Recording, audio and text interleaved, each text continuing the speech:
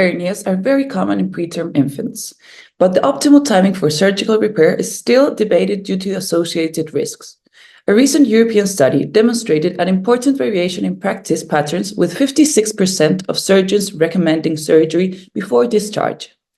This article, entitled Effect of Early versus Late Inguinal Hernia Repair on Serious Adverse Event Rates in Preterm Infants, a randomized clinical trial, was published in JAMA 2024. The authors assessed if the timing of inguinal hernia repair influenced the likelihood of serious adverse events in preterm infants. This study involved 338 preterm infants diagnosed with inguinal hernias before their initial hospital stay.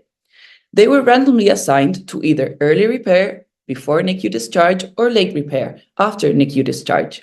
The primary outcome measured was the occurrence of any of the predefined serious adverse events over a 10-month period, including death, hernia complications, and respiratory and cardiovascular morbidity.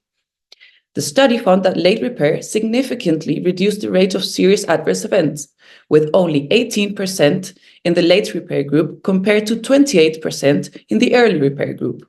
The late repair group also experienced a 3-day reduction in length of stay. Applying these results, delaying inguinal hernia repair until after NICU discharge might be safer for preterm infants, potentially reducing the risk of serious complications.